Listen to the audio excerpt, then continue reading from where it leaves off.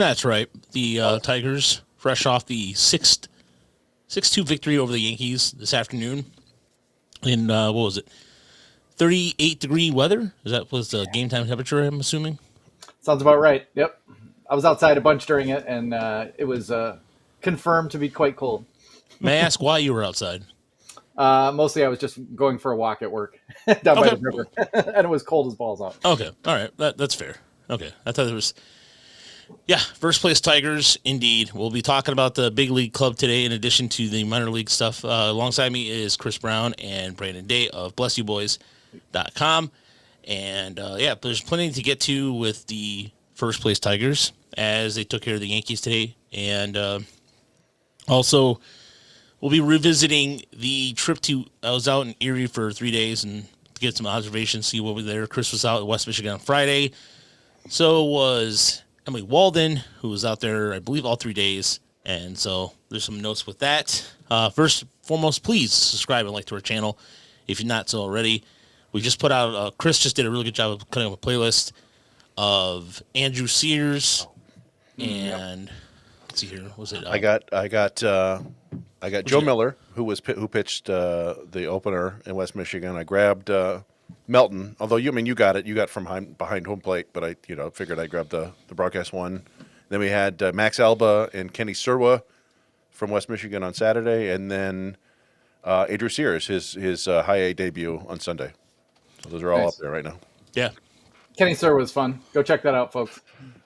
That's both fun. Yeah, it's all fun, but yeah. Yeah, Bruce wants to know what's wrong with Toledo. We'll get to that. And there's going to be plenty of where we have our slide. We have the Jim Weber slide presentation come up here shortly. But the Tigers today played a very solid game in terms of just going out there. Casey Mize is looking like the Casey Mize that we all expected. First time. Is it first time in a while where he's had back-to-back starts where he's had double-digit swings and misses? He had 10 today. And that was, what's most impressive is, you guys will know this too, getting a grip on a ball today had to be the most difficult task in the world because of the cold. I mean, yeah, there you go, Chris. Go ahead. Yeah. That was Tyrone Lazaro, which I found out that he pronounces his name Tyrone. Oh, he does. Okay. Okay, so I did find that out over the weekend.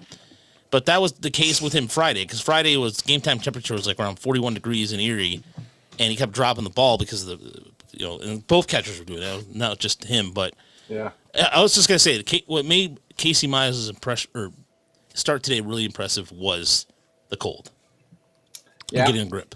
And the Yankees. I mean, it's a pretty hot lineup. It's not not the world beaters maybe they were last year when they had Soto, but it's a tough lineup. And we saw this all spring, and it kind of speaks to what you can actually pick up from the data at this point, as well as from watching swings, because it was pretty clear some things had changed. He was throwing the splitter harder. He was still getting the same amount of depth. I think we all talked about this last year, how he'd improved his IBB on the four seamer. So that's all come together. And then, he's actually kind of working with a pair of sliders and the knuckle curve, none of which is maybe that impressive a pitch individually. But when he has the fastball and the splitter going, you're just so screwed. He can drop those other pitches in on you, and it's carrying over. He looks really good. If people can still find him in their fantasy leagues and get shares, I would suggest doing so. What do you have? 50? I think he had 15 swings and misses last time out, 10 today. Yep. It's pretty locked in. And I think the really interesting thing about him is that his command has not been that good. Casey Mize, like the one thing you could bank on coming out of college was that the command was going to be good. And it kind of always has been in his pro career. And, he's just a little turbocharged now and, trying to learn to steer it a little bit. And, I think there's room for growth still, actually. So, yeah, be excited. Please stay healthy, Casey. We love you. We're happy to see this turbocharged version of you. Yeah, and it's yet another lesson in maybe don't give up on guys, right? Like, at the end of last year, we're like, go to the bullpen, Casey. Maybe that'll help. And it felt like it was time to give up on him because he's always been a guy who worked really hard to try to get better and tried to make the most of it. And he seemed competent in what he needed to do, and it just never was working. But he seems to have found the formula because it's not just that splitter and the fastball, it's the breaking balls that seem to be working okay. And it's like he's kind of a complete pitcher now. You just got to stay healthy and keep it up. And yeah, I mean, it's a very positive development. Yeah, we always talk about aptitude for learning, and he always had that. Like Casey was one of those guys Yeah. who could talk you through a pitch design session, like right out of college back in like 2018, 2019, not just like now where everybody kind of knows what they're at least how to kind of fudge it, and make it sound like what you're talking about. So yeah, there was a lot of reasons to kind of stick in with him. There were similar reasons with Matt Manning, and that hasn't worked out. So you don't know it's gonna come along. But Casey of the two was always the more cerebral. Knew really what he was doing. Matt was more the athlete who you figured worked hard and had like the athletic ability to put it together, and it just hasn't happened. But yeah, very very promising start from Casey Mize for sure. And this rotation looks damn good. Whatever goes on with Jackson in the fifth spot, it's looking very strong because Tarek Skubal hasn't even really been that good yet. Yeah. Yeah, and if we look at the pitch chart today, as far as just a matter of what does he look like? Splitter, slider. It's a series of things, and the biggest takeaway that I had was the three slider in effect thing. Or he was talking about three different types of sliders here. You have the slurve, you have the slider, and Brandon, I know you can talk about this a little bit. I know the swerve. There's the swerve is, correct me if I'm wrong, more, or slider's more east to west, where slurve is a little. Almost looks like a curveball, doesn't it? Yeah, like more of a tilting curveball. Although, like the problem is that the sweeper kind of has taken some of the same description. Where the slurve used to be between the slider and the curveball, but now there's the sweeper because it is more horizontal. The slurve has more depth, but it's still not like 12-6 type depth. I don't know. Call it what you want. Call it damn good. Let's go, Casey. No. Yeah. Pitch classification is gotten to be a bit of a nightmare. Troy Melton is still calling his slider a cutter. I heard him do it. I heard him call it a cutter. Doesn't look like a cutter, but if he wants to call it a cutter and that's what it takes to throw it, that's how we should describe it. And it may look different to us, and its movement profile may make us call it a slider. But it's all a continuum. There's no like this grip is this and this grip is that. It's all a combination of how you grip it and release it, and the whole works. So. Yeah, I think Job's curve feels more like a slurve to me, but whatever works for him. Yeah, it's definitely got more vertical movement than his sweeper did. So, however you want to describe it, but yeah, you're right. They're all varying degrees of breaking balls, and it goes from like the kind of those sweepers to the bullet sliders that don't necessarily move horizontally at all, but they kind of drop. I don't know. Like I look at Roki Suzuki's splitter looks like an old-fashioned 12-6 curveball to me. It drops so much, and I'm like, all right, well, whatever. But it's just positive to see, right? Like with all these guys, they're figuring things out, and with Job, there's been some hard lessons I think learned. Hopefully, he can dial in his command, because that seems to be the main issue right now, right? It's and I don't know if that's. He kind of looked like this last year, where the misses were just way too far out of the zone, and then he'd get back right into the zone. It's a strange thing. Montero used to do that occasionally too. For a whole batter, he just like, whoops, can't find the zone. So you just hope that he can rein that in, because the stuff is good. It's probably not going to play as good as it looks, or as good as like the metrics say, but it's plenty good enough to get out to the big league consistently. He just needs to kind of figure it out and be more consistent with his location. Yeah, it's one of those things where we talk about, we always mention command, but you talk about it the least, because it's just sort of that like magical little ingredient where it's like, oh, okay, all of a sudden you've gone from, missing by 2 feet or firing it right down the middle to pounding both edges, and there may be a million different cues that trigger the right kind of like muscle memory for a guy, but a lot of it's just reps. And, you bank on athleticism. Jackson Jobe has it. He's balanced, he's powerful. He doesn't have to overthrow to throw 96, 97. And all those things combined to make you think that eventually the command will come together. But he is still 22 years old and not a very experienced 22-year-old either. So this isn't that much of a surprise. You just kind of figure the best thing for him is to be with Chris Fetter and Robin Lund and Dylan Dingler and listen to people. Yes, and listen to them all. And listen to them instead of do what they tell you. I love a little bit of the hothead. I love that he's an ornery little cuss who will shake off Dylan Dingler while he's like, 3-0 on some guy. But like maybe you should just throw what they're telling you. But But Yeah, I still. mean, it's always, I think, even I fall victim to this for being like, he needs to be better than this. And it's like, okay, you gotta go back and remember what Verlander was like when he was young. And it was when things go wrong, just throw fastballs 99, 100, like just throw as hard as you can. And then, it all falls apart against Cleveland and the White Sox every game until, I don't know, like his fourth season when he finally figured out how to pitch. Yeah. So it's Max sometimes just, Scherzer, yeah, similar yeah, scenario for like a year and a half where people were just like, why do we keep this guy? And then the next time out, he dominates. And then the next time out, he's a wild man again. yeah. It just takes guys time to figure it out. That's just how it is. For sure, particularly the power arm guys, right? Like, not Yeah. everybody is comes up like Strasburg and Paul Skeens, just like fully formed location and stuff. Yeah. No, and I will see. I agree with Kevin. It's good to see him grind through. He's kept us. He's kept the Tigers in games. The biggest thing that I've taken away from the last couple games has been the offense has been better than advertised. Andy Baez, who was coming under, coming under some scrutiny. This is what happens when you nap before the. Like I literally crashed on the couch today. I'm still a little. Erie was just. As far as the last couple of days go, like just when you drive down the turnpike, that's anyway. But he was a guy who answered the bell a little bit because offensively speaking, his numbers were kind of dire straits. But he came through, hit a big home run, kind of broke things open for the Tigers a little bit. Some clutch hitting. But the one guy we got to talk about in the elephant in the room is Colt Keith. Colt Keith, there was I think it was Kevin that had a comment that was pretty funny. Was it? His errors more Steve Sachs more like Chuck Knobloch. The difference is that Chuck Knobloch was tripping on some sort of drugs. And Steve Sachs was just being, whatever. Steve Sachs, I remember I think that happened when he was with the Dodgers. He was making all those errors, like those little errors. I think And I like to think that. I mean, Keith's walking at a high pace, and I don't want to fall victim to this because it happened to me on Discord earlier today. We were talking, and everybody's like, "Oh, Colt Keith sit down." I'm like. Maybe he needs just a day off. Maybe a day off or two.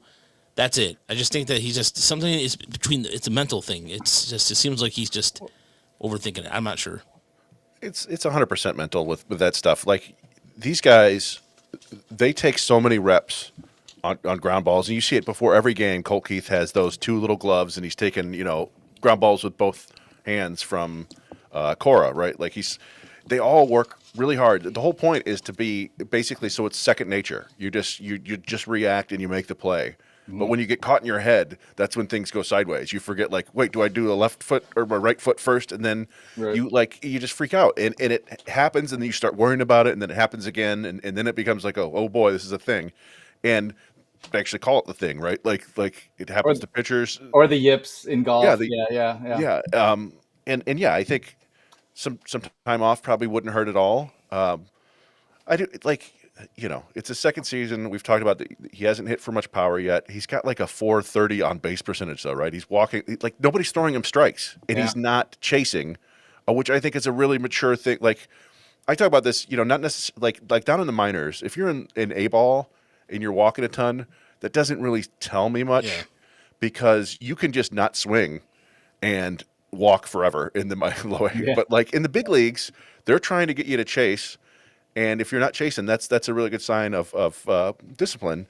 And so I mean, that's what we've wanted from the Tigers for like the last decade, right? It was always nothing but guys who swung at everything. And now, he's showing some really nice plate discipline right now. And it's just, you want to see the power come and you want to see more consistency on defense. But, not everybody can play 100% all the time. I'm with Samuel here. If Colt starts producing more extra base power, I'll live with defensive problems. I'm sure everybody would. Yeah, I mean, we don't want we don't want the defensive problems either, and there isn't really a reason for them. Like I had people asking me, "Do you think he muscled up?" Because he was going back to first base. I mean, we've kind of made the Colt beef jokes here a few times, but that didn't really have anything to do with any of these plays. It's mostly like, okay, he spun to throw to second because he thought he could get the guy and he couldn't. And the angle was kind of funny to go to first. He just whiffed one ball. It's just kind of been that sort of thing. So yeah, I mean, a lot of times like just taking a day off is maybe the best thing for you, because it is just like the one error creates the next error, because now you're like, don't do that. Don't do that. It's like telling someone, something ridiculous like, hey, do Yeah. you breathe in when you're swinging the bat, or do you breathe out? Now they got this thing in their head.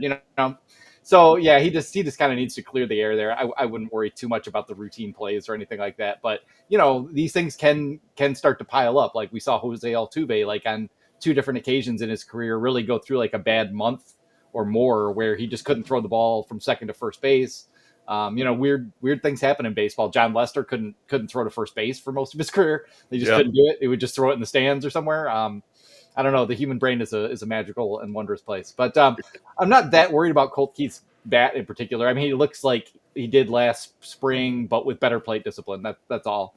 I mean, I'm not interested at all in sending a rookie who had a guy who had a really good rookie season, and then like 10, 20 games into the next year when he's got a 420 OBP, and I'm going to send him down. I'm not even counting sending him down. You might sit him a little bit more. If Gleyber Torres gets back, maybe it turns into a little bit of a rotation between the 3 of them with DH and first base, something like that. And then you just ride the hot hand. That's all well and good, but I can't really imagine Colt Keith is going to learn anything against AAA pitching at this point. He's just, you just kind of have to ride with it. And as long as he's reasonably productive and not a complete disaster at the plate, I'm not concerned really at all. You just kind of have to sweat it out.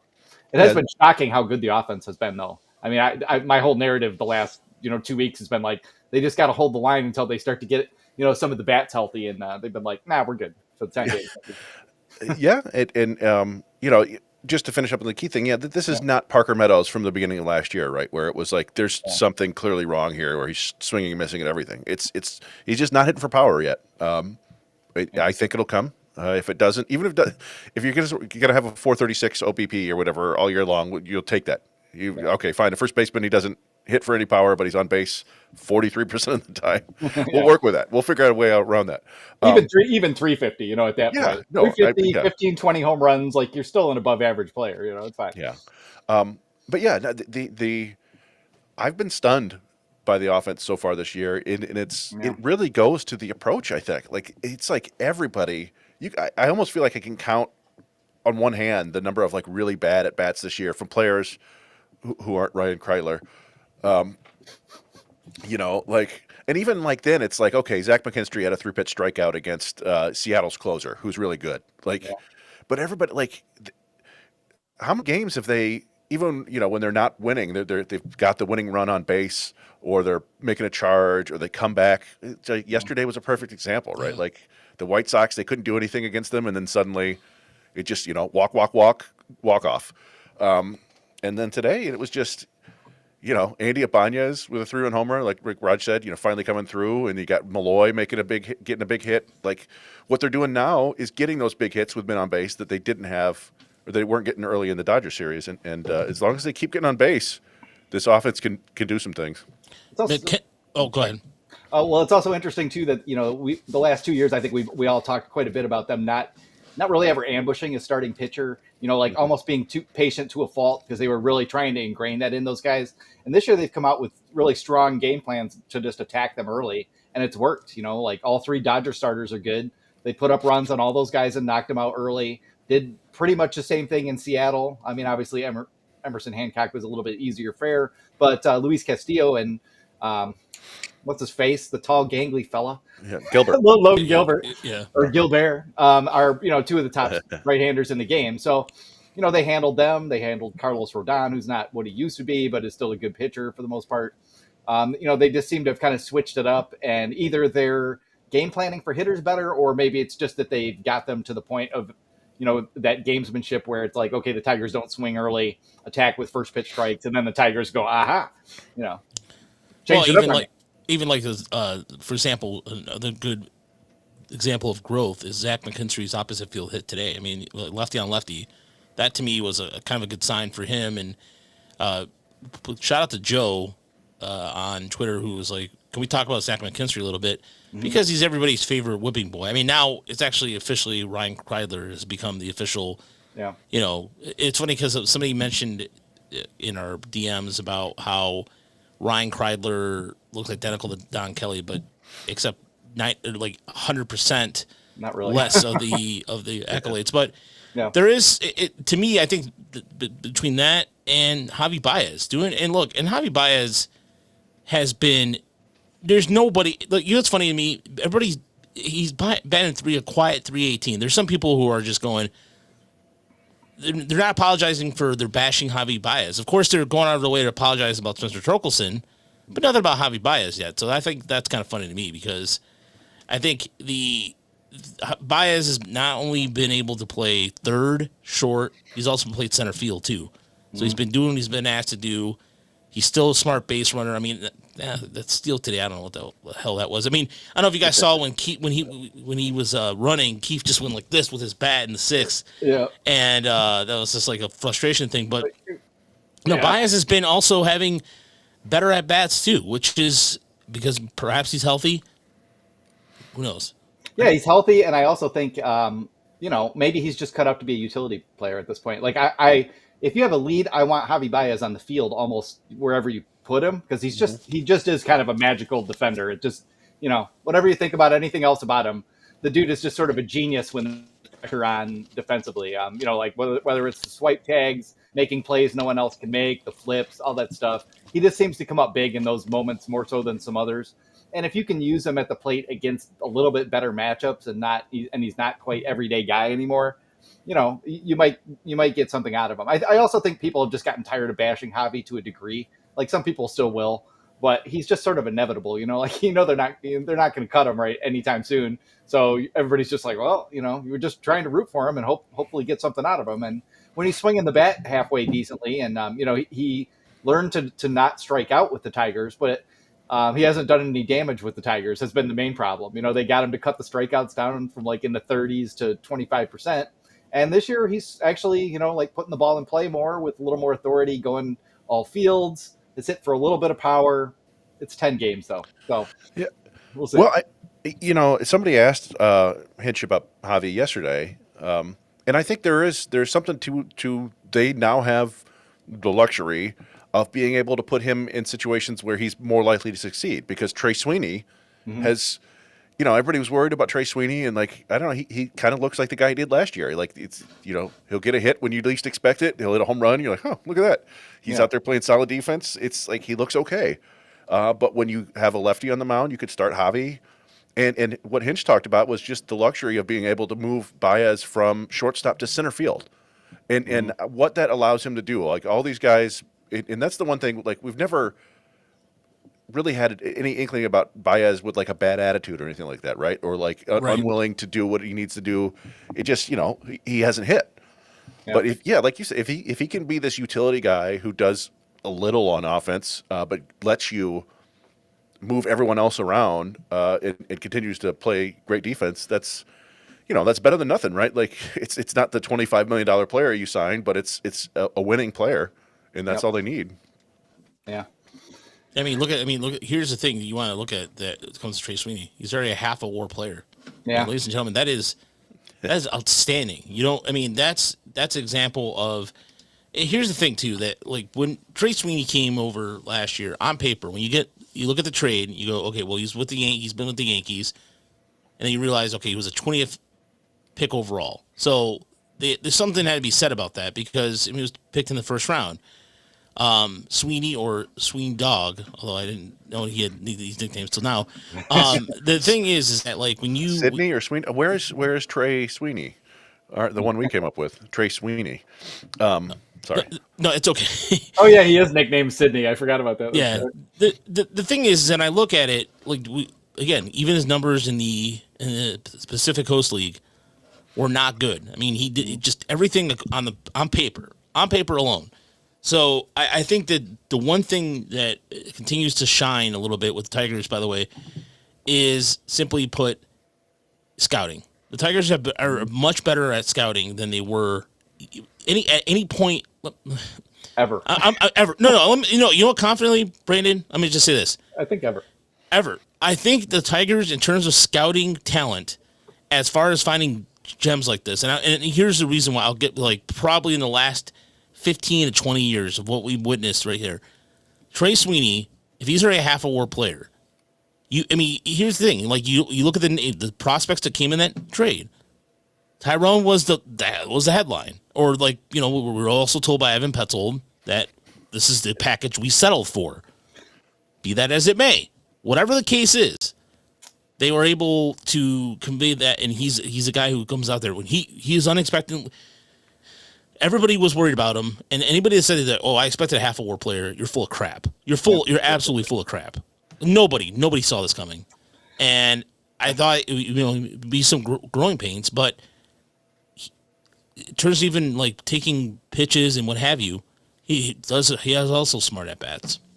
Yeah, and I didn't worry about him because the defense is good, right? And you just tell yourself, like, all right, as long as he plays solid shortstop, everything else is gravy. But yeah, I mean, I had some concerns. I mean, there's some elements to him hitting that remind me of Nick Maton, except that every once in a while, Trey Sweeney will just spray that extra single somewhere or just bomb that home run because he does have above average raw power. He's faster than you kind of think he is when he actually gets going. He can steal some bases. So we kind of actually got sort of like what I had imagined Gage Workman's like best outcomes would sort of be. Yeah.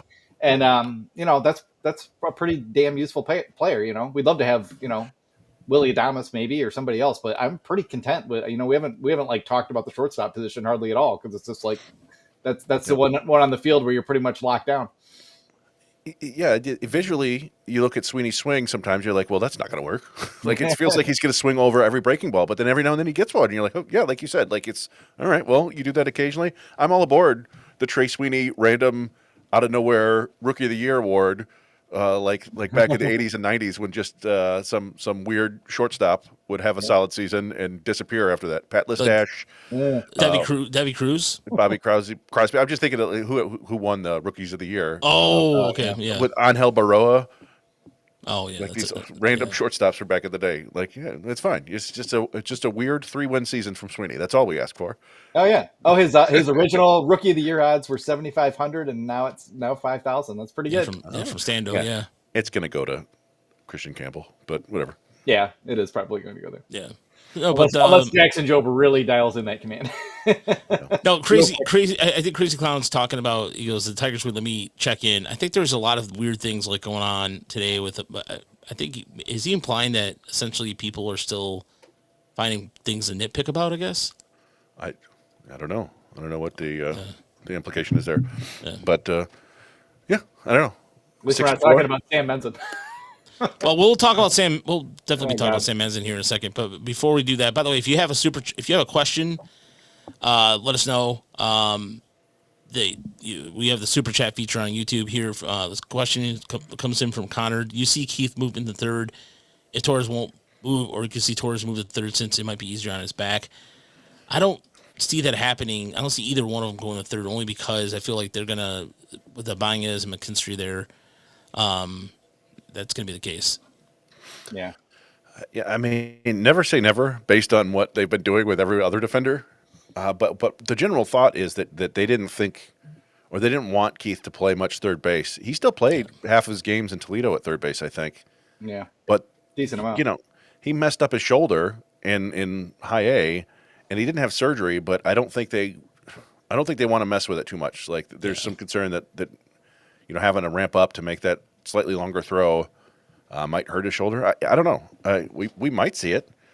That would also solve some problems. But, having him learn first base in the offseason and then moving him to second for the first half and then like, hey, what about third in the middle of the year? That's not really fair. I still don't think it's fair that they asked Jace Jung to do that.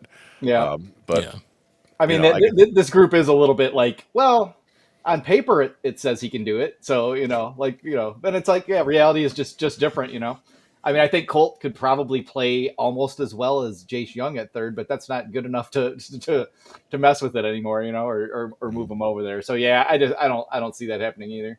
Maybe he gets a look, just randomly for some reason in some game, but yeah, I don't think they're going to do that at all. As far as maybe Hinch will hypnotize Labor and we're going to move him around to Ninja Bees. There's a Max Carter question real quick we'll address, and then we'll move on to Toledo. How long before he moves? How long will he'll get moved up if he keeps dominating the leadoff spot in West Michigan? Answer: when they start cutting some outfielders from AAA. That's when it's going to happen. Because right now there is with the veterans they have out in Toledo right now, they would have to move up. I mean, Bigby Bigby doesn't belong in Erie. Not one bit. And I'll get to why in a second. It just, but until they make some movement in Toledo, then if Clark it's just 6 games. It's just 3 games in, folks, for Clark. And so, I mean, we gotta wait and see. I have some thoughts on that, but we'll address them when we get to West Michigan. Yeah. Okay. So let's start with let's start with the Weber report here as Toledo is of all the affiliates. So this is off to a rough start, and I feel bad for Gabe Alvarez because this is a guy who's won 2 straight titles in the Eastern League, 3 straight playoff appearances, and he is saddled with a roster that is as veteran as it comes, and just as far as there's names, what have you, but there was a guy this weekend that just kept causing a lot of problems, and this was him. You like that, Chris? Oh, that's funny. Nice Mark Krim in there. That's it. I think I made a typo. It's supposed to be Blaine Krim, but Blame Krim works as well because blame him for destroying them for most of he had a walk-off homer. I think he had a couple other giant hits, but really made the week miserable for Toledo. I like Jake's don't cut Ben Gamble. I just found my cards of him. Well played. Okay. Well, here's the thing about Toledo. It is in terms of what's down there. I mean, Montero got off to a really rough start, and then he ended up settling down a little bit. Matt Manning, as Brandon was talking about this in our other chat, looking like he's working on a cutter. But Hai Lee is definitely really kind of pressing at the plate quite a bit, and that's apparent to just the fact that just the overswinging, the same issues we saw in Lakeland down in spring training are there. But the rest of the offense has just been kind of it's been brutal. I'm not gonna lie. Out of all the teams watching this weekend, I watched a little bit of Toledo on Saturday night in my hotel in Erie because that's what somebody does apparently, and it's brutal right now. It really is. Yeah, Jahmai Jones has been a real bummer. He hit pretty well this week, but he's got 14 strikeouts so far this year and no walks. Yeah, and he's their leadoff hitter. It's just strange. Like you mentioned, they brought in all these kind of veteran 4A outfielders, and they haven't done a whole lot yet. Brewer Hicklin did have a decent week, and he had that 113 mile an hour single or whatever, but. Yeah, outside of Young and who else was it? Was it? I liked Gamble. Gamble had some knocks. Yeah. Actually, Alonso had a decent couple hits, but was nothing crazy. Yeah, the little win here, the win game. Yeah, Colin brings up the win game. Chris was making this funny. You could tell when Chris was running the Twitter account the other night when they're in the win game, and it was pretty bad. In Round Rock on Tuesday and Wednesday to the point where every fly ball was every fly ball was an adventure. That was funny. I mean that was weird, because it was just that day. The other games weren't. I think another game the other day the wind was blowing in and it was like that's tough. But yeah, the offense hasn't done much yet. And like you said, Lee came up. They were making a comeback yesterday, and I think Lee came up with the bases loaded and just took a called third strike, and it was a real bummer. I think what it looks like to me now is that he has taken to heart the desire for him to hit the ball the other way, and that seems to be what he's going for now, and he's hitting it pretty hard that way, but he's not hitting for any kind of he hasn't hit a home run yet, he's not launching the ball yet. It's his first 2 weeks in AAA. He's still 22. We'll give him some time there, but they need him to hit a lot because there's not many more bats in there. Young had a great week.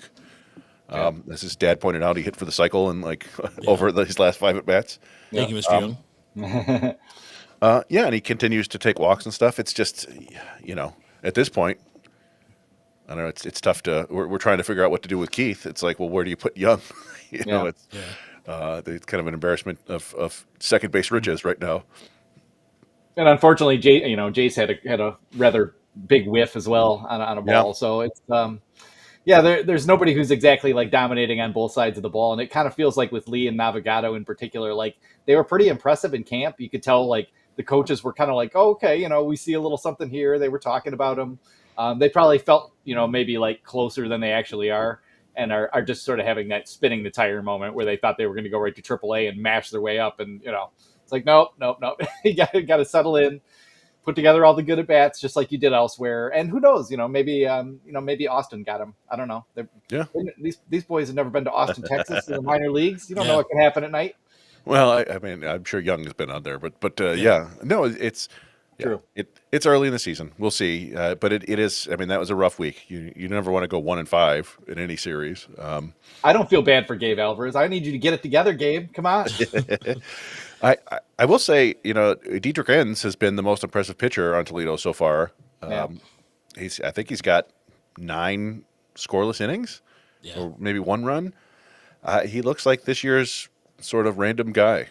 We'll see what happens if he keeps it up, but that's been kind of a nice move for them. And the rest of the pitching is kind of up and down. Tyler Owens had been really good so far, and then he just had a complete meltdown in his 3rd appearance of the week. Yeah, which is a bummer. And Chafin's been struggling. Really, of all the people, if you're looking for who would come help the Tigers, it's pretty much Foley right now. Yeah.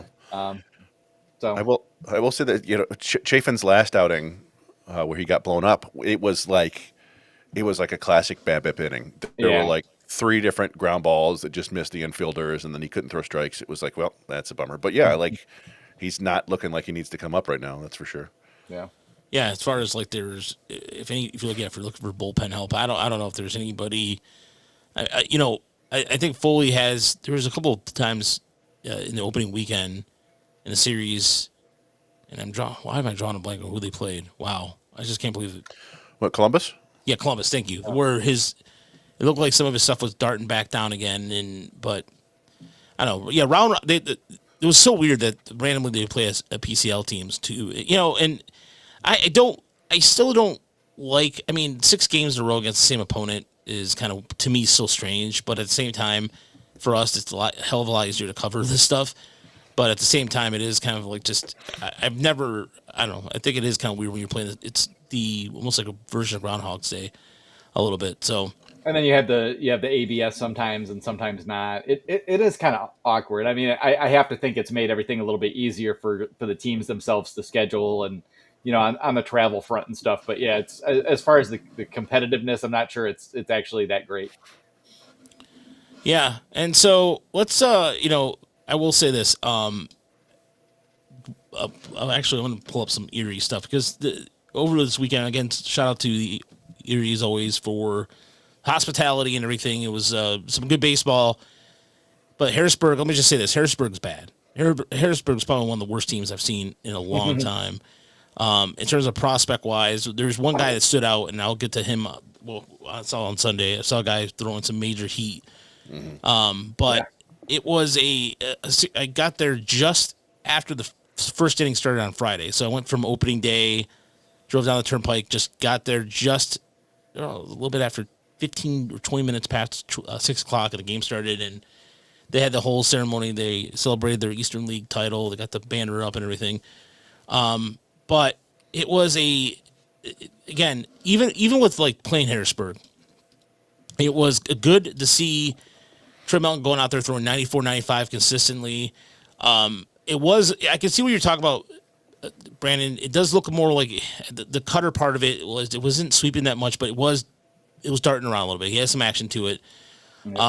Jarvis, Jim Jarvis had a really good debut. Friday he had 2 hits and had he had an RBI, looked really well, hit the ball pretty hard. Of course it was, line drive stuff, but it was still pretty good. It was still awesome to see. The biggest shock to me was seeing Trey Cruz out there playing third base just after Tommy John surgery, and kudos to him on that. But all weekend, the starters only allowed one unearned run between Melton, Miller, and Ham. And Ham was 93, 94 tops. But again, same movement with his fastball, just getting some swings and misses. Montero made his debut on Friday. He will more likely pitch on Wednesday as they head to Chesapeake Bay to play what the hell are they now? Are they still the Bo Sox? They're still the Bay Sox. They just changed from Bowie to Chesapeake, and then they also have the Clam Jammers or whatever. I forget the Oyster Shuckers, whatever their alternate name is. Jake, good call on that. Yeah, Jake was saying that the throw that first by Harrisburg shortstop on Saturday was horrendous. That was a terrible throw. Oh, what's his name? Coltman something. Yeah. Yeah, that's it was kudos to Raj for making that incredibly long drive. We went down to opening day. We hung out there, and then Raj I guilted him into staying for the rest of the first inning, and then he had to take off. And then I stayed for 2 innings, and then drove off to West Michigan. But even just being out in the cold, it was incredibly cold, and you were out there on Sunday getting video of Miller. Yeah, and it's we were pretty excited about this rotation when they kind of announced it, because all 5 of them are on our prospects list, and they delivered, man. And for me, the thing about Melton is his fastball. Like, his fastball just plays. Like, he throws it just right by guys. Now, there weren't many guys to worry about there, but it's still, he just throws it. It's the extension and the carry and the velocity. They all work pretty well. And then, you could build everything off that. And I was happy to see that. I was kind of worried about Jaden Ham. I'm like, is this going to work in AA? And it basically looked exactly like it did in IA. So that's a good sign.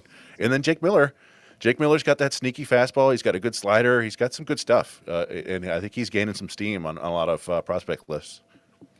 Yep. Yeah, he was 93. He was 93, 94, but he was getting a lot of ground balls. The ball was just pounding right in the ground. So it kind of looked like a heavy feel to it. And it was really good to see, because he just threw nothing but strikes, and that's all it was to it. And that was just a simple thing where it was like, Harrisburg, go ahead, and you're not going to hit it. I know you're not going to hit it. And they had one hard hit ball out of the outfield, out of the infield. I think it was a double, I believe, to right center, I want to say. But Miller went out there and shoved, and he did exactly what he was supposed to do. So it was a game where I honestly thought that, like, especially on Saturday too with Ham, I was kind of worried about the same thing you were talking about, Chris. But yesterday's game time temperature was 39 degrees. And so getting a grip on the ball was impossible. You're talking about, just again, like we were talking about earlier with Casey Mize. It doesn't feel good. It doesn't feel good to hit the baseball either, unless you barrel it up. Oh, yeah. Nobody's having a good time. Oh yeah, but the one guy I saw this weekend, so I also saw RJ Pettit, and RJ Pettit was the hardest throwing Seawolf, like, he hit 97, 98. But the pitcher I saw this weekend that was really impressive to me, and I was talking about, so I asked Jeff Pontus, because from Baseball America, who watches a lot of Eastern League action, so he knows Eastern League inside and out better than anybody else I know. The Nationals have probably one prospect in there. By the way, Marquise Grissom Jr. So here's a funny fact. Marquise Grissom Jr. is a pitcher for Harrisburg. Delano the Shields is the manager. So all that Expo synergy, and they're used to be the Expos, but now they're the Nationals. So kind of a strange quiddink there. It's kind of funny they've still carried a little of that over him. Yeah, and but the biggest takeaway was, so the Nationals have one guy, and they got him in the deal with the Padres deal, with the Juan Soto deal. And the gentleman's name is it Susanna? Is it Susanna? Yeah. Yarlin Susanna. Yep. Susanna. He's a big dude. He's a big boy, and he was throwing 101, 102. Yeah. And my notes, he was holding the whole. Uh-oh, we're losing you. Oh, no. Almost a fourth inning. Oh, there we go. And Jeff told me he throws. Oh no. Am I there? You're back now. Yeah. You're okay. My Wi-Fi go out. Okay. Okay. He throws 2 different types of fastballs. He throws a changeup. He throws a slider, and he was just mowing down Seawolves. He had 7 strikeouts. The bad defense behind him too didn't help. Yeah. But he was probably one of the. He was just really good. Just was able to keep everybody off balance. But the biggest awesome thing, I'm exaggerating this, but it's true. Roberto Campos got a hit off him at 98, off a 98 mile an hour fastball, which is encouraging. Yep. Raj is changing speeds up on us. Yeah, that's the best part. Like, he was able to handle velocity just fine, and Campos finished the day with 2 hits. Tyrone Lazaro got his first hit in AA, but the hit that Bigby got was off a 102 miles an hour fastball. And Bigby should not be at this level. Bigby should not, hands down, he was the Eastern League player of the week. I know that's Stan's boy out there, but he should not be in Erie whatsoever. Because of roster crunch aside, it's because of the roster they have right now in AAA. Yeah. Bigby went down, but Max Anderson also had an opposite field home run. This is just a thing he does, apparently. Yeah, Max's swing can't hit the ball in the air unless it's to right center or right. He's just kind of built like that. If he opens up on something, he's going to smother it. So, it makes sense to work that way.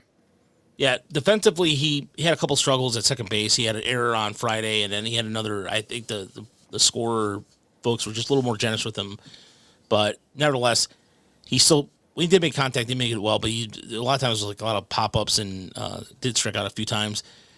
But yeah, Jarvis to me Jarvis came out really impressive. I mean, he was a guy who can feel this position very well, but just I don't know, like I didn't expect him to be at this level. I thought he would start the season at high A, and he came out and looked like he belonged there.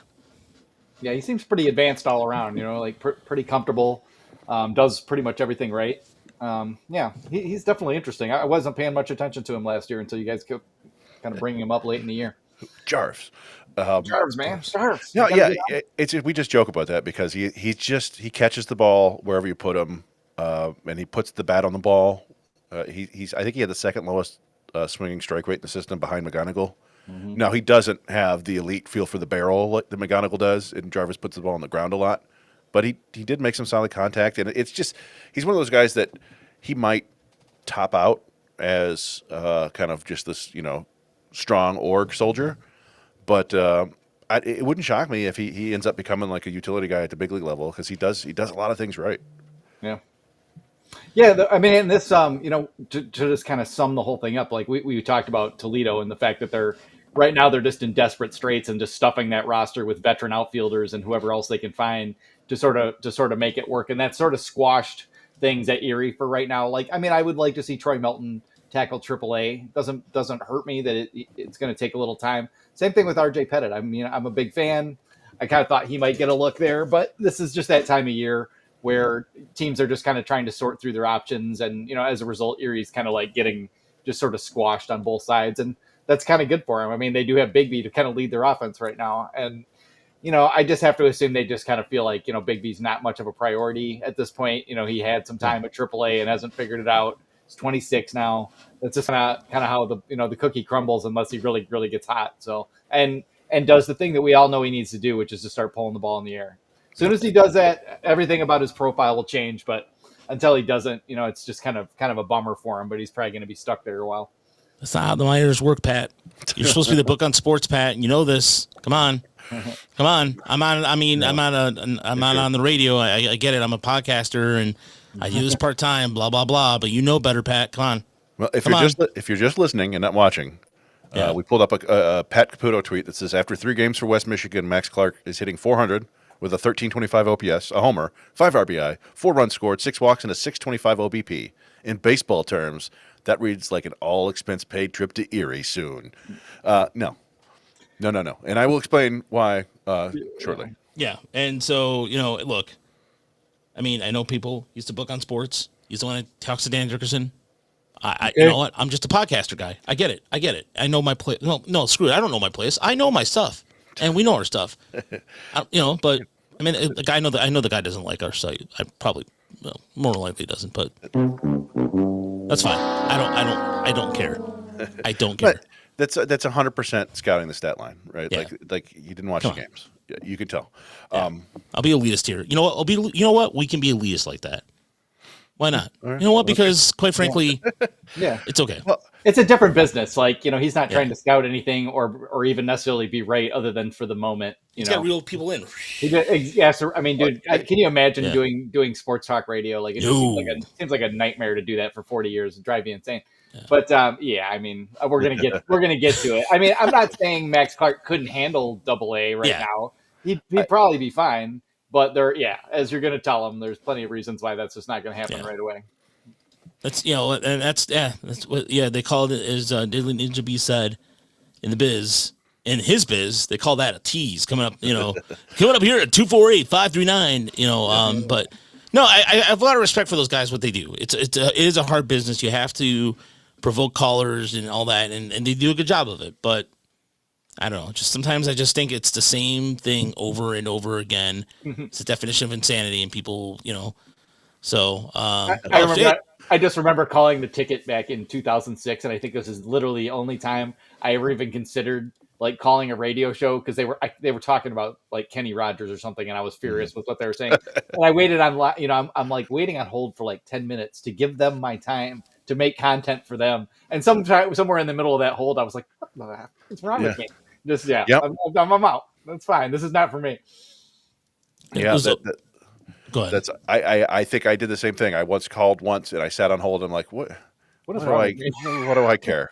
Yeah, exactly. So then I was like, I'll just keep my opinions to myself or have my own show. Yeah, I'll have my own show. How about that? Yeah, there we go. Yeah, exactly. I'll start a podcast with the Cuban guy in Dearborn Heights. Yeah, that's what I'll do. It's crazy.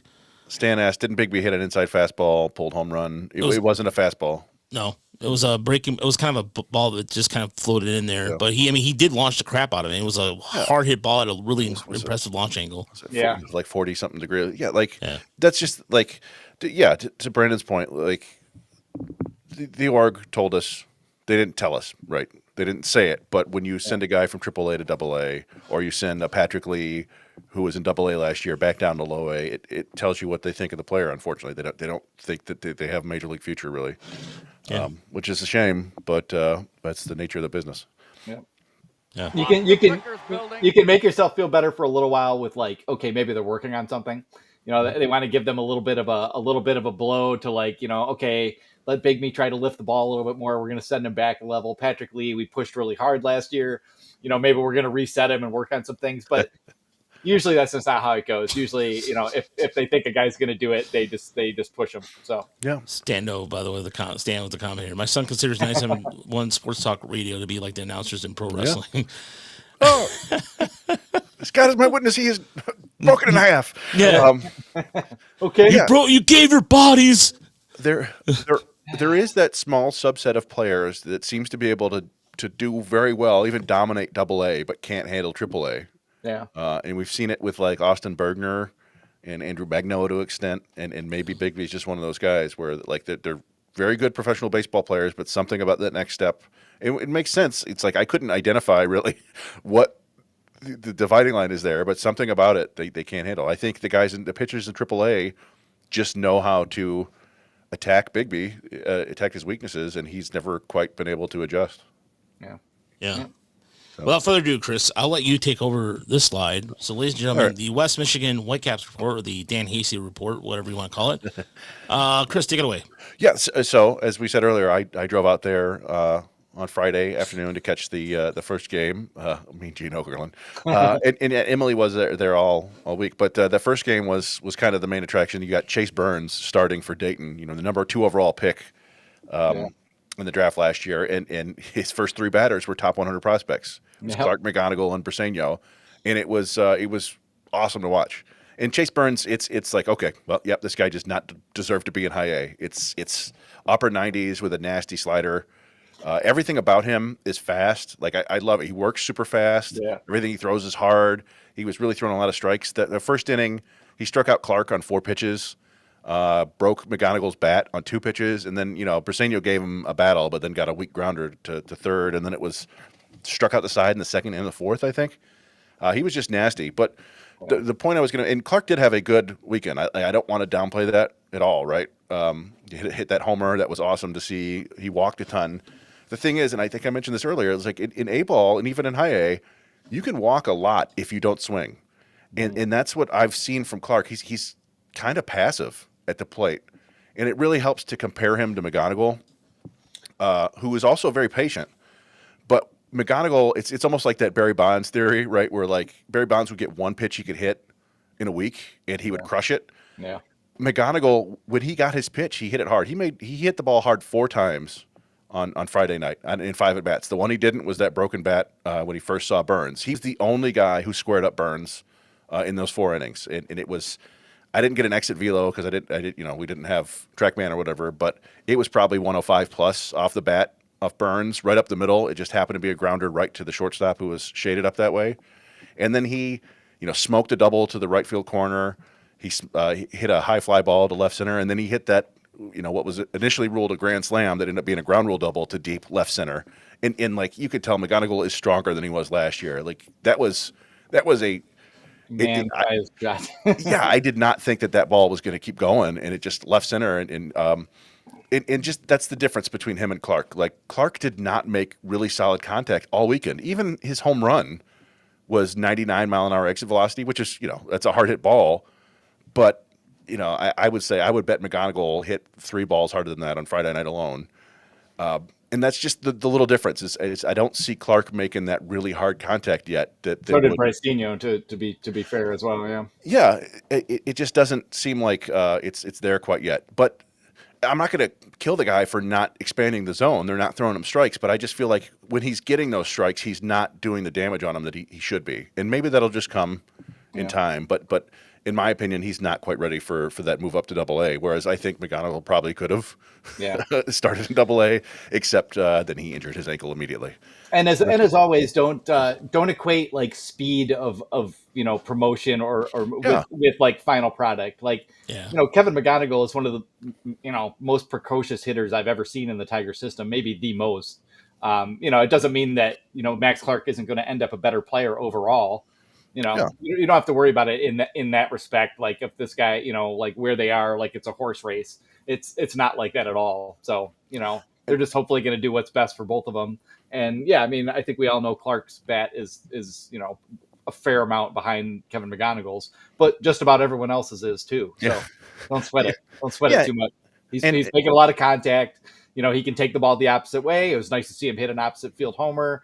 He's got blazing speed. The defense should keep getting better and better. There's lots and lots to like. He's just not, the absolute crusher that McGonigle already looks like. And so we don't know what happened to his ankle, and I'm super pissed about this. And then freaking Bryce Rainier to just skip ahead to Lakeland gets hit in the head on the first plate appearance. First at bat for a wall. I like I said, in fairness to Clark, it's the first week of the season. The pitchers are probably going to be ahead of the hitters. That's a bummer of an assignment to come out and you're it's 40 degrees maybe, and you facing like a top 30 arm on the planet. Like, here you go, enjoy. But he had a strong weekend. I just, like I said, it's one thing to put up the stats. It's another thing to watch and say, all right, he's not dominating this level. I mentioned, Bryceño didn't. Oh, here we go. This is McGonigle. Yeah, the ground rule originally was declared a home run, but then it was the ground rule double. Boom. And that that's not cheap by any stretch of the imagination. That's like 395 feet. It's 402, I think, into the center and to the gaps there. At night in the cold. He was really impressive, and as you would expect, and he also was impressive on defense. He made a couple really nice plays. The whole entire defense looked great on the infield on Friday night. It was Peck at third, made some nice running plays. Penny at second. His hands look great. I told Roger, I'm like, man, his hands look really good. And then the next day he bobbled 2 plays. It's like, I'm like, well, that's why scouts like sit on a whole series, I guess. But yeah, I mean, like you can look at, speaking of, you don't have to swing at strikes. Jack Penny walked 8 times in 3 games. He's got a really patient approach. He's another kind of Jarvis type, sort of fun, solid player. But the other things, Bryceño did make some hard contact. A lot of it was foul balls.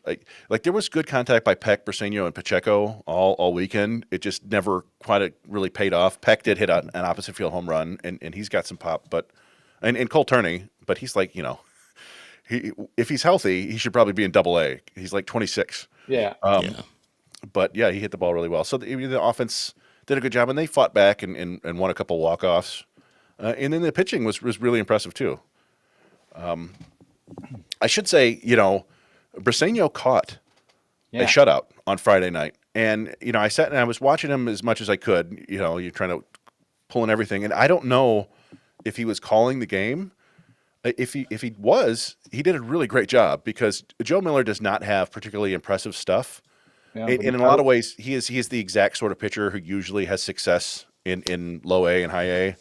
He was basically pitching backwards the entire time. It was just soft breaking balls and changeups. Neither of them are like great pitches, but he was just pounding the edges with those, and then he would sneak a fastball right by the hitters. They I think he got 3 strikeouts on guys just watching a fastball go right down the middle. And if that was Briseño calling the game, then that's pretty impressive. Yeah. Doesn't matter. What? Whoa. Weird. Sorry about that. But yeah, I didn't get a chance to see his arm because he wasn't doing like legit throws to second in between innings. They were like 2.3 second pop times. He was just kind of lollipopping it down there, and then nobody tried to steal on him. But yeah, his receiving looked okay. And like I said, if he was calling that game, I was impressed with that. He still looks, he doesn't have agility at all. He's a legit 20 grade runner. He's got like a Riley Green awkward gait, but also 20 speed. Yeah. And I just don't know if he's going to have the athleticism to stick behind catcher, but it was better than I expected. So I don't know. Take that for what it's worth. And this is after, getting himself in, reportedly really great shape, much leaner, much stronger. But it's also true that he hasn't caught a game since like May of last year as well. I mean, on the backfields and whatever else. It's not like they just threw him right out there like, hey, all right, get back in there, see if you can catch. But he hasn't had that much time to just work on anything either. So, I guess if they want to give him time and see if they can make that work for 3 or 4 months and see if he gets significantly better, that's fine. But it just still feels like the bat is just going to be so far ahead of his defense that I don't know how much it'll be worth it. But hey, it's good to see him back there. That tells you the knee's healthy and that they still think there's at least a chance that he can catch. So caught a 9-inning shutout. That's catch a win is what Hinch always says, right? And but the pitching was pretty solid overall. Like it wasn't anybody like terribly impressive, but it was on both sides. Erie and West Michigan both came out, and the starters were really pretty strong. Threw a lot of strikes and just kind of took it to them.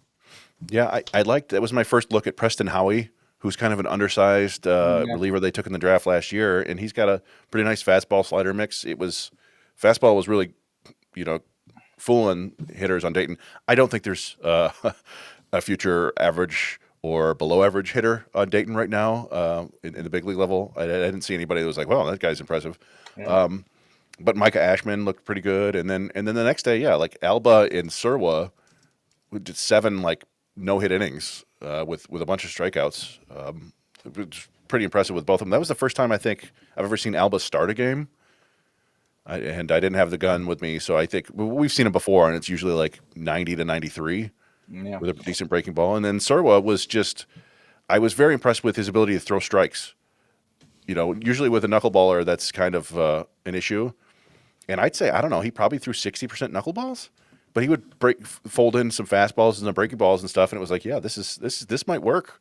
I wouldn't be shocked if he climbs the ladder fairly quickly if they find room for him, because if you can throw strikes with a knuckleball, you're gonna have some success. Yeah. I'll make it. Yeah, and I will say this too. But get back to Erie for just a quick second. Tyrone caught Friday and Sunday's game, and there was a couple times he dropped the ball on Friday, and same thing with Sunday. But he overall didn't allow any, just in terms of like east to west movement, did a really good job with everything, and he framed right. I mean, the umpiring, as Chris can attest to.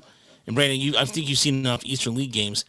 It is very, very suspect. I mean, there's a lot of times where it was like, I'm watching a game, I'm like trying to like sit there and understand the strike zone, and you take away the Erie locals yelling and what have you, but it was just a lot of times it was just like he framed it right with just a ball. Especially again Miller on Sunday was it was glaring to me, but the umpiring was kind of suspect a little bit. I'm not saying that it was on both sides too, because Briseño was also getting not the benefit of the calls. But you guys were talking about Briseño calling a game. I mean, I think it's a lot to do with like people on the bench maybe calling for certain pitches or whatever. But it seemed like there's a lot of signals there with that. Yeah. Yeah, I mean, I just be calling it all into him. Yeah, it's hard to know. That's for I didn't. That's why you got to be at the game sometimes, folks. Yeah, can read stat lines, Pat. Yeah. Yeah, and I couldn't tell basically. And the thing is, like at Erie, like last year, a lot. It just seemed like one umpire would be like not bad, like reasonably solid, and then one umpire would just be like god awful. It was just so wildly variable, and it was also like watching sort of like a time capsule of umpiring from like my childhood in the 80s, where if you can keep hitting this spot, 8 inches outside, they'll just keep giving it to you sometimes. And, just weird stuff like that. And then you see it get tighter and tighter at AAA and major leagues. But Yeah. it's always a factor to pay attention to. Roger, if I may, I just wanted to say something about Andrew Sears, and I don't know if you can quick grab his start. Yeah, I'll grab it right now. Yeah. And I wrote Bumgarner there because now obviously he's not Madison Bumgarner, but he's bigger than I remember last year.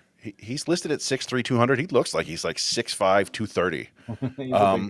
And it's that I mentioned Bumgarner because it's like that low, like he really has a long arm swing behind him. It's a low arm slot from a lefty, and now he's not as under control as Bumgarner was. He gets kind of wild off the mound, but I don't know. There's something there. We talked about him last year. Like we thought there was something there last year too, and it's mostly a fastball and a sweeper. And I think he throws some changeups, but they almost look like just kind of a slow slider. But yeah, like he's another guy that was, and I don't know if it'll work at higher levels, but he was just throwing the fastball right by guys. Eventually, he got off to, and kind of what was most impressive about his start to me was he started with the bases loaded, and ended up giving 2 runs, or only 1 run in the first inning, on a pop up and a sac fly, and then his second run was like he gave up a double there was an error that moved the guy to third, and then there was a wild pitch. But that was it for him. Like that was the damage, and then he 6 strikeouts and a lot of swings and misses. I didn't count the swings and misses, but I think we had him on the very back end of our prospect list, and I think he's just kind of an interesting player. Just kind of a funky start, and then there's the long arm swing and the side arm, and it's and he's doing the same thing what Berner's doing this year. Gary Burhan rather is doing now this year, where when he comes to the set, this is something that he just started this year in spring training. Do that kind of like the look in, except he keeps his hands high, above in. But it is weirdly almost like when he comes back to put the ball back in his mitt. It looks kind of old fashioned-ish, like he's got the pound a little bit. That's kind of funny. Yeah, and he's spinning all over the place. But yeah, if you want to just like skip to the middle of the video, he just starts striking everybody out, and it's a lot of that right there. Like pretty sneaky angle, and he does look like he's leaning into it pretty good and getting some extension. Yeah, I do I like Colin what he said there. He looks like kind of Oliver Perez. I can see that's another good comp. Yeah, like just kind of funky lefty that, like I said, there's something there. I think he's got a lot of work to do, but I don't know, he's just an interesting. He was pretty young for a college player last year. I think he's still only 22, which is fairly young. But anyway, I just wanted to mention him before we moved on because he was. I think he's kind of fun. Yeah, and of course the caveat again: Dayton sucks. Yes. But Yeah. I will say, this is, I think, Yerlin Confidant. He was the one guy, I think he got Sears for 2 hits. So maybe there's something there. But, yeah, he got him both times with pitches like that. There's the turning error that turned into the double into a triple, and then the wild pitch scored him. But anyway, like I said, I thought Turney had a chance at that initially, and now looking back at it, I see that no, he really didn't. No. Yeah, and one last thing too. I know that Pacheco's been working on a swing. I thought Pacheco actually walked a couple times. That's encouraging. I'm not. There's a lot of people who are willing to give up on Pacheco. I don't understand why. And this is a guy out of high school. He's appropriate for his age level now. They're at that level, and it is a make or break year for him. But I thought he was fine. I mean, he had a good opening weekend. I mean, I know the numbers don't indicate that to a certain extent, but I don't know, Chris. I mean, go ahead. Yeah, no, he had a bunch of solid plate appearances. He made some hard contact, didn't get rewarded for it. I was there. He smoked a ball to dead center that Carlos Jorge ran down at 395 feet.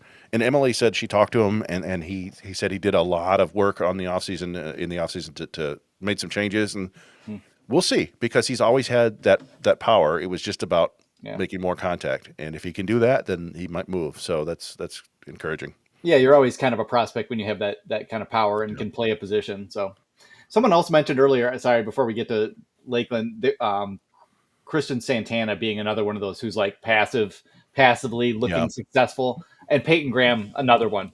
And that's the trick. We all like to see walks, we all like to see plate discipline, but just because a guy has a 18 15% walk rate. It has so much to do with the pitching. If you're not watching the games, it's, the quality of pitching down there can be really, really wildly variable between actual prospects and, and org guys and relievers and whoever else. So it's just always worth keeping that in mind. And we used to say that about Colt Keith. Is that, if you throw balls, he won't swing at them, and if you throw strikes, he will swing at them. Aggressively, That's what I want to see from the guys in the minors, and then you can refine that more in the majors or the high minors. So I can't hit that pitch in the strike zone, but it's got to start there. Yeah, there is I mean, you can't walk your way to the big leagues. Is a trope, but it's also fairly true. So, So Bryce Rainer in his first at bat got immediately plunked in the head, but proper concussion protocol and all that, he should be back. Brandon, you said you reached out to the family, right? Yeah, they said he was talking about it afterward and kind of chuckling a little, they're going to be careful with him, and he's not going to, he wasn't going to play the rest of the series, so that's no big deal. But I assume we should see him right back in this week. It didn't look too bad. Somebody was there on the site too, and said that he never got like wobbly legged or anything like that. He pretty much walked it off. So, in those circumstances, usually it's not a concussion. So here's hoping. But here's what's hoping, by the way, that the pitching for Lakeland gets to act together, because 21 walks and 25 strikeouts. That's I didn't know. I didn't realize it was that bad, Chris. I mean, I was glad I was in Tampa, so we didn't have to watch it. In the Tampa backfield. So that was the kind of I don't have a whole lot to say about Lakeland because we aside from Tigers Torquemada got a couple clips of Nomar Fanya, I think, with his double and his grand slam. For that. And other than that, I saw no video of what happened. It was nice to see Carson Rucker get a couple of hits. Patrick Lee's doing what I would expect down there. But Badu was rehabbing, and so was Brian Servin, the catcher. Yep.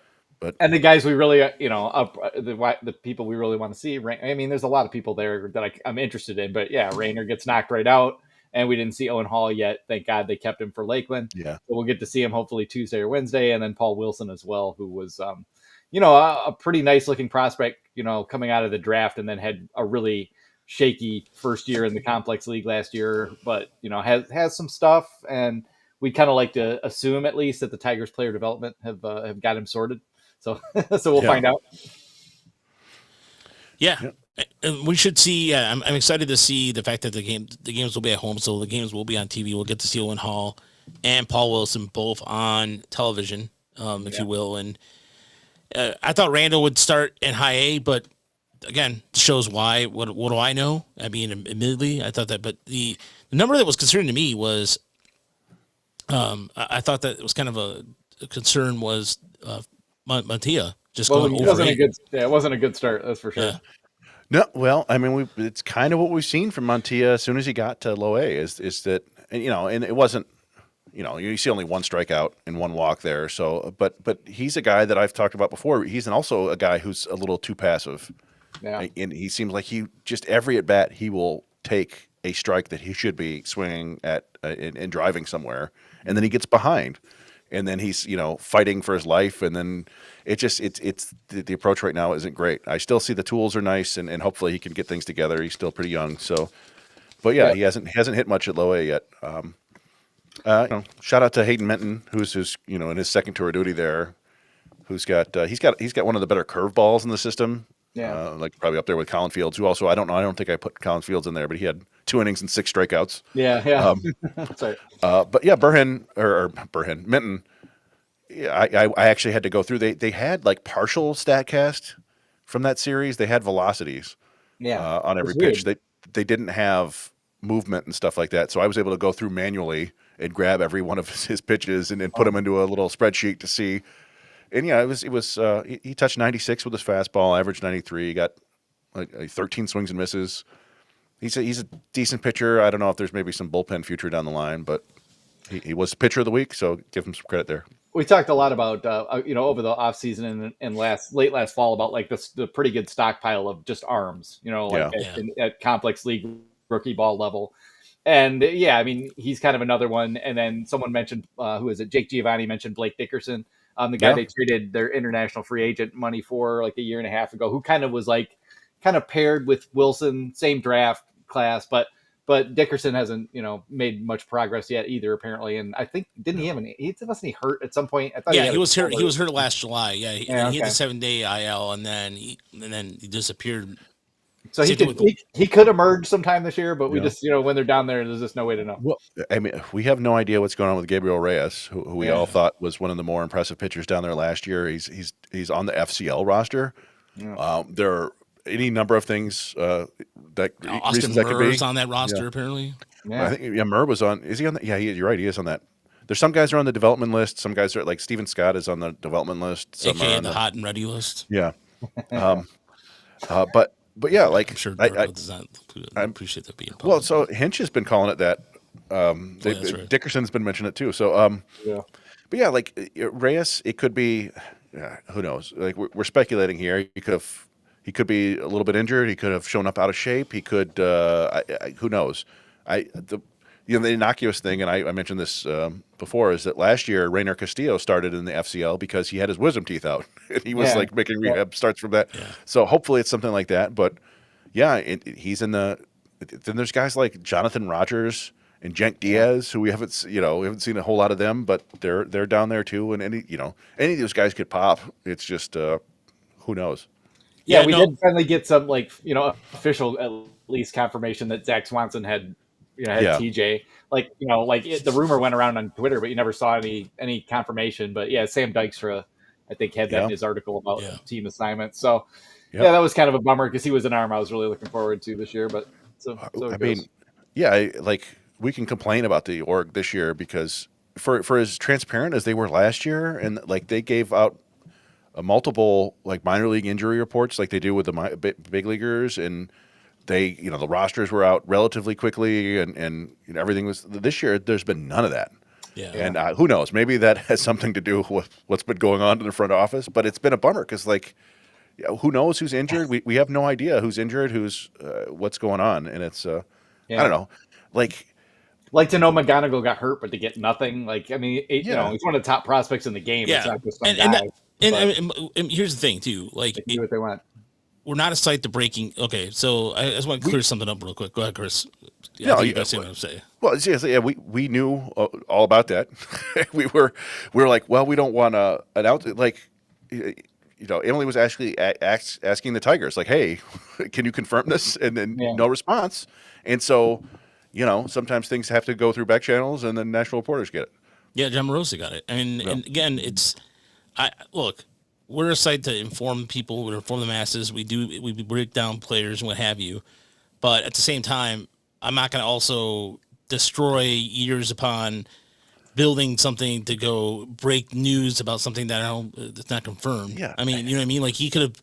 Mm-hmm. I don't know. Like you cannot be wrong. You can't be wrong about a story like that. Yeah, exactly, exactly. And a mutual friend of ours gave me the third degree about it to no end, to the point I was just like it kind of ruined my morning because it's like, dude, what do you want from me? Do you want me to report this and then get in trouble by the team and then never get access again to anything?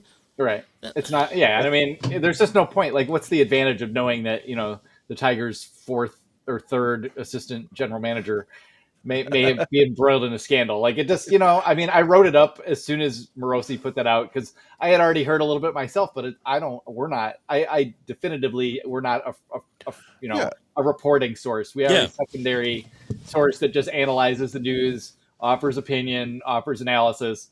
But I'm not trying to scoop anybody or become the next Chris Cotillo or anything like that. So you've kind of heard things over the years, and it's just like you'd never want to put anything like that out there until it was really official. So and now it is, and it sucks. And my God, Snapchat. I mean, talk about the most embarrassing part of it. Like, oh God.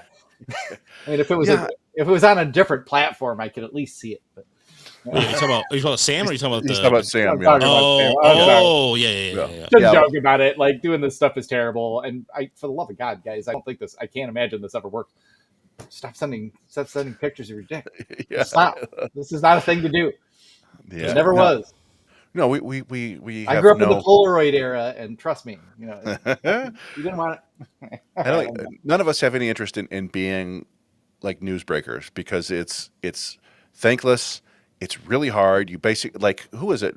Adrian Wojnarowski or whatever that basically was like, I had to have my phone with me in the shower at all times. And it's like, you have to be super well connected. Like you said, you can't get it wrong. Nobody actually cares once the news breaks who broke it, right? And everyone takes it, right? Yeah. Every secondary aggregator takes the story and spins it their own way. Yeah, and it's there's very little benefit and a lot of potential harm in getting something wrong. We hear things, and especially when it's not relevant. It's not like directly relevant. If it's like we're in the postseason and I heard like there was some incident with the player, that might be a different thing. But okay, the assistant GM was a bastard a couple years ago. Well, we'll get to that. Like, there's just no relevancy to speed. In that regard, we'll get to Sam here in a second. But as far as the Kevin stuff, though, it was like he was literally sitting on a powder keg the whole time, and Chris and I just like it was. I had no desire to break something like that because it's medical and it's like HIPAA law and stuff like that. He could have been wearing crutches and been going to a dance or a Halloween party. I don't know, like a custom party. I don't know, but it's like just don't give me the third degree of bullshit about. And pardon my language, but it's just it really, really ticked me off. That I was just getting. What kind of website are you then? I'm sorry, I thought it was a website delivering analysis and. Anyway, I'm not your personal gossip chain. I can tell you that much, Yeah. So I mean, it's just one of those things. There isn't an advantage to trying to rush something out and ending up being wrong. We've seen like a lot of social media sites or, like Twitter accounts and other people like trying to make a name for themselves sometimes and going too far too quickly. We also saw like Evan Petzold get just like flamed by the Tigers for a different issue. So you just don't want to be out there, in the weeds because there's just nothing to be gained for it. Like, oh, I had the first tweet on this. Well, do I win $10,000? No, nothing happens. No one gives a shit. So there's just no point to doing it. I have a little vault of things I've heard over the years up here, and I don't even talk to my staff about it unless it's relevant. So yeah, you know what, Sam, I'm with you here, and he says it. I can't imagine having a job where it has to be on my phone constantly. It sounds like a lot. It is. Yeah. So there's sometimes it is too much. It's bad enough running a site on a phone while having another job. Exactly. Thank you. I just want to smash my phone some days. Like I grew up pre-phone. You did too, like to some degree. At least not to the point where you've got the dang thing on you all the time. And it just like I just wake up and there's like a task sheet like basically waiting for me no matter what I do. That's what I'm saying. Does anybody? If this was my full-time job, it'd be a different story. But it's not my full-time job. Yeah. We don't have the ability to. It would be fun to be like real reporters and dig into leads and track things down and talk to people. We don't have. We all have regular jobs. We can't spend that much time. We spend a lot of time on this anyway, but we can't spend that much time just to break a news story that somebody else is going to get. Like, I don't care. Oh, Samuel McLean with a really good point there about Morosi getting just wrecked over the Otani flight to Toronto. He needed a win there, so we're glad for him. Yeah, he totally redeemed himself. But as far as the Sam Medicine stuff goes, I mean, you said it best, Brandon. And dick pics aside, it was just a whole thing. Like you don't understand how this. You moved up all this time, and then you had to resign from a job making under $300,000 a year job. You're on track to be. Have chances to be a MLB GM or president of baseball operations. He was 34. Yeah. It's been a AGM since like 2015. Yep. It's too many guys think with the wrong brain. Yep. But we all know where Lynn Henning got his sources from because he was praising him, pretty highly. And then I'm sorry, that's a bad joke. But I don't want to be specific about this, but it will be interesting to see how communications change sometimes when someone leaves the front office and you kind of notice like, oh, that beat reporter is a lot quieter than they used to be. They never seem to know anything anymore. It's just funny to watch, when you finally kind of get like the lay of, what's going on behind the scenes there. It's always a little bit interesting, but I mean, it just sucks. There's just no way around it. Like he had the career like most people would dream of and just threw it away for, I don't know how traumatic it is to get dick pics, but for all the victims or whatever, like that's probably not cool. And then you have this thing that about this person, and then you have to interact with them and like not know if they're going to be a super creep or how creepy they're going to be. Like the whole thing is just awful. Just stop, Like Keep it Ninja at B work. said, I heard he had a torpedo bat. Oh, there we go. There it is. I heard it was a fungo. Yeah, nobody. I know nobody's perfect. I understand that. Be that as it may, but at the same time, Yeah. I just I know. There's probably nothing else to say about it. It's just don't apologize, Deadly Ninja Bees. Don't apologize because I knew. Yeah, we laughed at that. Yeah, there's no comeback from that. You got to bring the torpedo bat into that. That was a way to bring it in there, and that was funny. I thoroughly enjoyed it. But the thing is, too, like the other thing about this, and the first thing I thought, like the only take I really wanted to publicly offer was just that once they hired Jeff Greenberg, that it felt like he and Sartori were sort of like walled off from potentially ever being the GM, or being Scott Harris's number one or two guy. So I don't really think this affects the Tigers that much if people are worrying about that. I really, at this point, I don't. I think Sam Menzen had a decent role to play in evolving the team a little bit, maybe from like 2016-17 to 2021 when AJ got there. But I don't really know that there's been that much influence since. So I wouldn't expect it to be a problem for the team, particularly either, if anybody's worried about that. Yeah. Yeah. No, it's just a bummer. That, negative publicity and all that stuff, and promising young career, but you move on, and it didn't seem to affect the team. Hey Scott, you need an AGM? I know a couple guys. Wait, hold on. We have actual audio from Sam Menzen. You guys want to see my dick? Nobody wants to see your dick, dude. That's my favorite. One of my favorite movies of the last decade is the nice Guys with Ryan Gosling and Russell Crowe. Such a great movie. That is. Oh man, that is a good movie. You can't go too wrong with Ryan Gosling. The bastard is likable and everything. Yeah, he's fantastic. Like, not to get too sidetracked, but his physical comedy is outstanding in that movie. Yeah, it's Anyway. If we are going to talk movies, I finally saw A Complete Unknown. It was really good. Nice. Yeah. Oh, the Bob Dylan movie. Yeah, nice job, Timmy. Monica Barbaro too, as Joan Baez was epic. The guy who played Johnny Cash too. Like it was just one of those movies that did a really nice job of dropping you in a historical time space and making it feel pretty real. It was good. Is it before he went electric, right? Yeah, it's basically right up to that point. Basically, kind of so the whole rise in New York and him reinventing himself and stuff. It was it was pretty well done. He looks like him with the nose, sounded like him, played guitar like him. That's overall pretty impressive stuff. Even though I know the story, and Bob Dylan is a little bit of a bastard, not nearly the kind of bastard like Mick Jagger or Jimmy Page kind of guys were maybe to some degree, but not perfect, and they let him kind of be like an asshole, as they say at numerous points. So that was good. It was fairly realistic. They didn't heroize him too much. I'd like to see a bio movie about Bob Dylan in the 80s when he went all Christian. That would be an interesting period of time, because that was honestly the whole 70s first, and then that might be like The Godfather 2, where there's the two completely different people. Or The Godfather 3, because the 80s were so bad for Dylan. So it'd be the 70s Rolling Thunder Review and all that perfect. Blizzard of snow. Yeah, and then 79, 80, it's Godfather 3 coming in. It's my buddy Dave is a huge Bob Dylan aficionado, and I've learned a lot from him from that. And I learned a lot about and watched a lot about Dylan.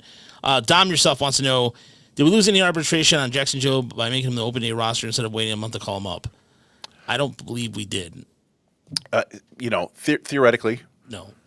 Well, if he's up all year, then it's possible. But there's sometimes a guy, if he were to struggle and go back to the minors in the middle of the season or go to the minors next year, it's still a possibility that they could get an extra year. It's just a matter of how long he stays up.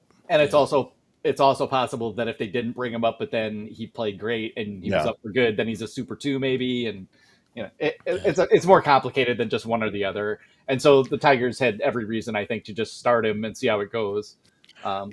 Here's a question. Mm-hmm. How many starts does Jackson Jobe get where he looks like he did the first two starts before you guys go, all right, let's send him down to AAA and see if he can kind of lock it in a little bit more? Well, I think that they're kind of changing things around in Toledo. Yeah, no, I think they're changing things around for Montero Manning to get some starts. So just in case something does happen, I'd like to think that that's a possibility with that. I mean, I'd give him a lot of time actually if it was me, because I think it's going to happen. But obviously you can't go into like, late May with him going 4 innings, giving up 3 runs every time and, Yeah, struggling to command it. I was calling for it in like the 3rd inning the other day. I was like, because like I think you can give him like 6 or 7 start. He's going to get blown up by somebody at some point. Yeah. And Probably.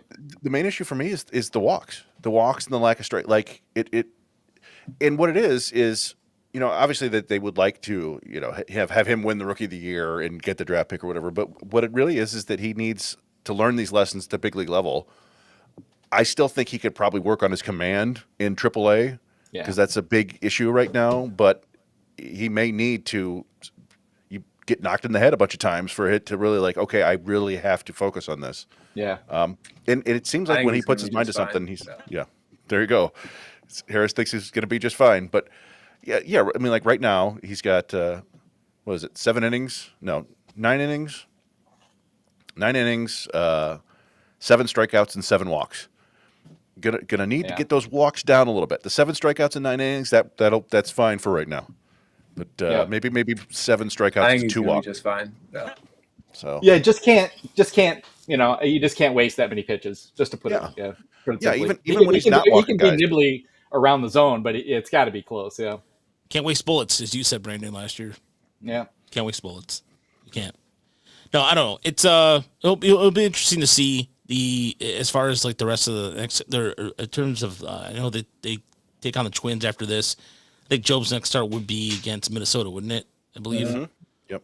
And that'd be a good test for him too, because Minnesota, although Minnesota's a little banged up, they're still a team that can provide some offensive firepower, especially to a certain extent. Especially good point too. If the temperature's around the same right now too.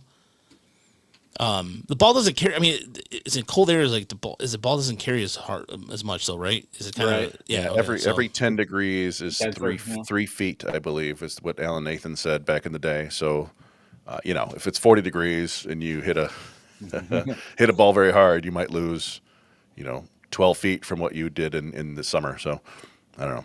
So Job should get the Twins on the road and then the Royals at home, and then maybe the Orioles at home late in the month. And I think by then, like, things have to improve. I won't say that he's got to be pitching great, but you do need to see progress. Honestly, I wouldn't mind. If he goes out there and gets shelled one day, that's fine. But what you want to see is that flash, that like, here it is, the 6 innings of like 1 run, 8 strikeouts. Like, okay, that's what he looks like when he's. That boy is good. Yeah. Yeah. You want to see that. We haven't really seen it. We've seen little bits and pieces of that. Nothing consistent enough. And maybe he'll get it together once just a few more innings. I think back to, and it's probably completely different, but like Michael Fulmer, his first 4 or 5 starts were kind of iffy. And then he's like, I guess I'll just throw this changeup. And it was like 12 strikeouts against Tampa. It was like, okay. Different case altogether. But maybe something will click for Job. And then like, okay, there you go. Yeah. And that's what we're all hoping. We just want him to work with the major league coaching staff because you figure they're the best, the most likely ones to either crack the case right now or to give him the thing like, okay, you got to go back to Toledo. And when we see this, you'll be back. And for now, it's Montero, who is very similar. It's like, he's like Jackson Job without as big a fastball, basically. So, they both have similar issues, but Montero, I think over the last year has shown more success with like having those loose couple hitters where he's throwing it all over the place and then locking it back down. When Jackson kind of gets out of whack, it sort of stays there where he's like, he'll throw, some pitches come around, but it's still, you just never see that consistent, like batter after batter, spotting 3 or 4 pitches in a row to each. And also he won't shake, and Montero's not going to shake off his catcher either. That's a concept too. I know. I do kind of love that though. To be honest, I'm kind of I like a little bit of a red ass pitcher, so that's fine. Yeah, but I mean, at the same time, like Dingler is a guy who you should trust and respect. Yeah. Sure. No, I like what Samuel said here. I just think about the line from Bull Durham where Crash Davis says to New Lelouch when he gets called up, these big leaguers are going to light you up like a pinball machine for a little while, and that's the case. Mm-hmm. Definitely could be the case with him. Yeah. You know what, though, Brandon? I do. Yeah, you want to have that confidence, and Job has the confidence. There's nothing wrong with that whatsoever. Be that as it may, Dingler has earned that respect. I mean, there is a difference. We saw this in Erie. We saw this in Toledo.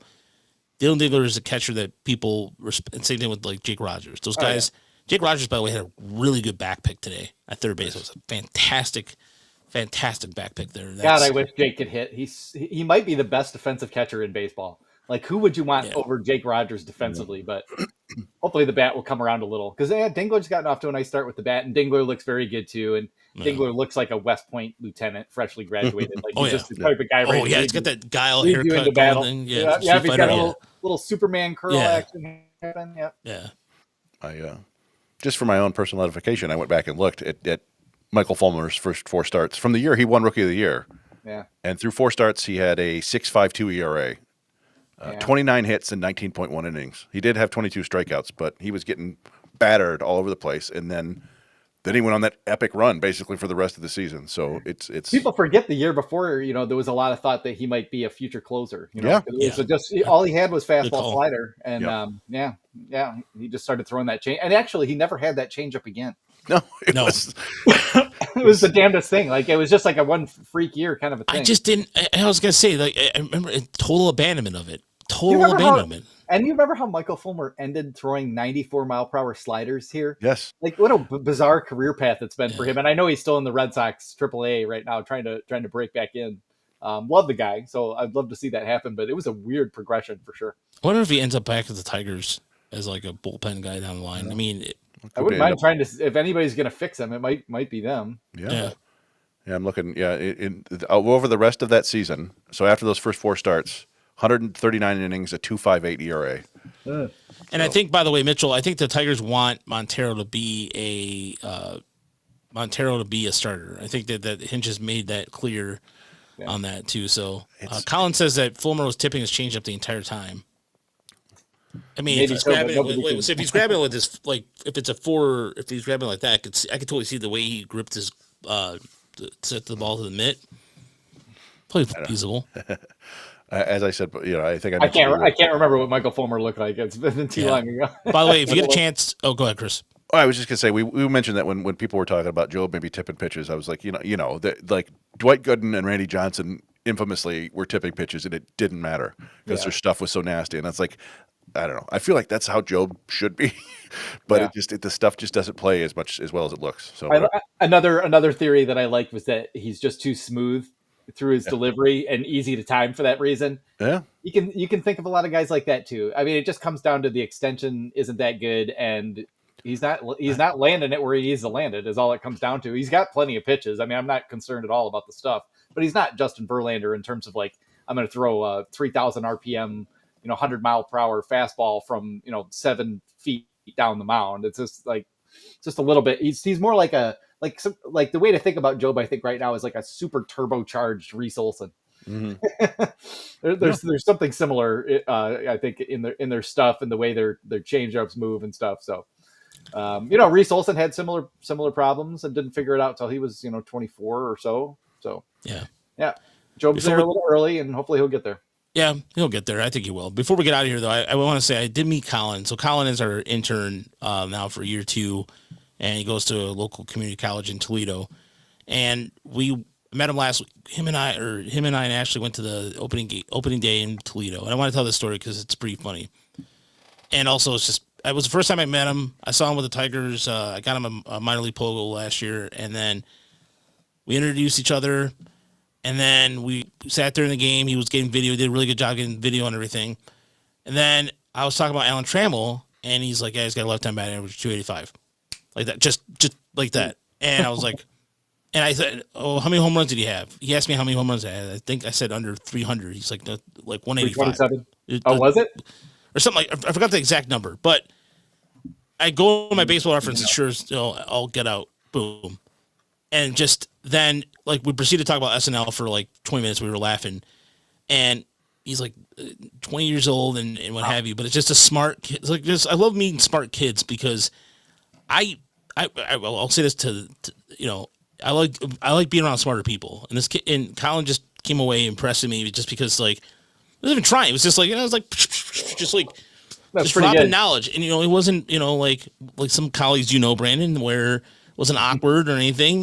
He was just a really confident kid, but he was just cool about it. And like he recommended a pizza place that ended up the line being too long. But the point of the story is that like you never know who you're gonna meet in this world, and just is like between not being online and how I met you, Brandon, and how I met Chris, and doing all this and what have you. And so Colin's just another cast of characters in a very good way. It's just funny because he's just like he knew every baseball reference, like just. I was a 10-year-old shortstop when Alan Trammell was playing in 1984, and I did not know how many home runs he had. I would have guessed 320. 185. Okay, well, Colin knows. Colin knows best. But the kids are all right. This is what I continue to find. You must trust the younger people, especially as I have cleared the 50 barrier. Now I'm like, look, don't look to me. I might have some wisdom, but I don't know jack. I can't operate half the technology you're talking about. Who's Sabrina Carpenter? Yeah. Sabrina Carpenter. Sydney Sweeney, wasn't she a witch on that TV show in the 60s? Yeah. Is that Carrie Carpenter's wife? Let's not get into that. Let's not get into that. I'm not saying Carrie doesn't have a shot, but he seems like he's in pretty good place right now. Yeah. Let's not pull pull a mez in here. Okay, so anyways, let's get out of here. Thanks so much for listening. Thanks so much for watching. Long show. Long show today. Probably the longest show we've done in a while, but we had just under 1,500 people watching us tonight. Nice. So thank you for enjoying every Monday. So every Monday, starting at 9:00, we'll be doing a recap of the Tigers and minor league. So Thursday, join us for the Motor City Metrics podcast. And I'm trying to find the video that'll get us out of here. There it is. And we'll see you next week, everybody. If you're not going to tune in Thursday, have a good night. Thanks, guys.